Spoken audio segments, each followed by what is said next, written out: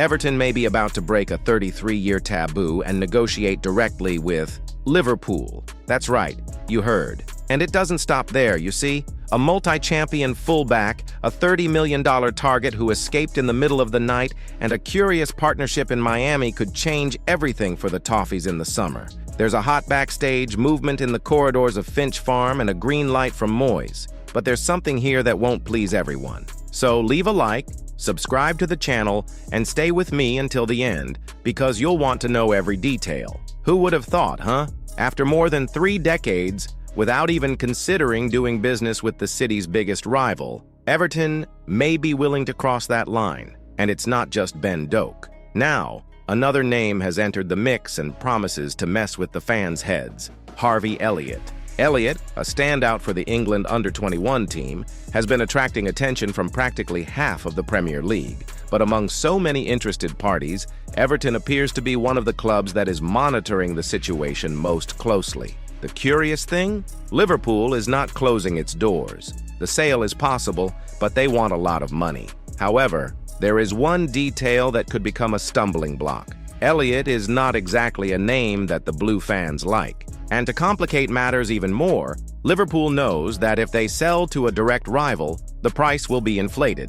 Even so, the Friedkins are willing to pay, mainly because Moyes wants quality in the offensive sector to play alongside the future number 9, who could be Thierno Barry. Now the question remains, is it worth breaking this historical barrier for a name like Elliott? And will the fans buy into this idea? David Moyes knows very well. The squad urgently needs reinforcements, mainly on the wings. And with that, an experienced and successful name entered the radar: Kyle Walker. The 35-year-old veteran, who left Milan after a short loan and is no longer part of Manchester City's plans, could be available. And Everton are paying attention. Walker did not travel with the City squad to the Club World Cup, and everything indicates that he will not play next season under Guardiola. Would he be a good leader for the dressing room? A big name to lead the transition to the new stadium? But it is not just Walker who is being considered. The club is also looking fondly at Kyle Walker-Peters and is still trying to sign Kenny Teat from Fulham. The latter, in fact, seemed almost done, but the Cottagers came out strong in the renewal and may have thrown cold water on Moyes' plans. With the departure of Ashley Young and the physical limitations of Seamus Coleman, Everton need to hurry, because the market will not wait.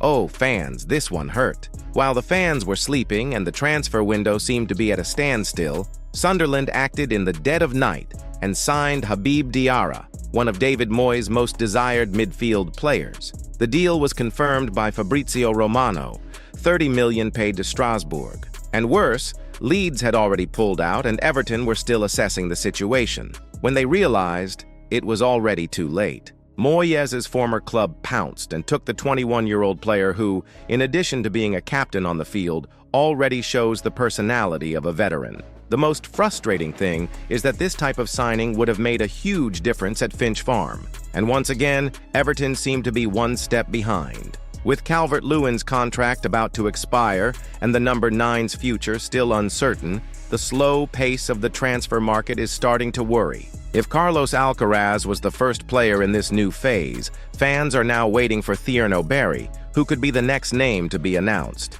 But time is passing, and the competitors are moving forward.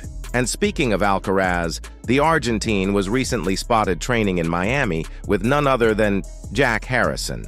The scene reignited rumors about a possible return of the winger to Everton, despite the rather lackluster season he had in 2024-25. Harrison and Alcaraz created a good connection in the dressing room during their time together on Merseyside. And the truth is that, even without performing as expected, Harrison still has allies within the club. Reports indicate that Moyes may have even given the green light for a new move. However, the fans seem divided. While some believe he can still perform better, others think it is time to look ahead and seek more consistent options, especially with the club planning 4 major reinforcements for this summer. But what cannot be denied is that this movement behind the scenes shows that personal connections still have power in football. And if it depends on Alcaraz, Harrison could indeed appear again at Finch Farm.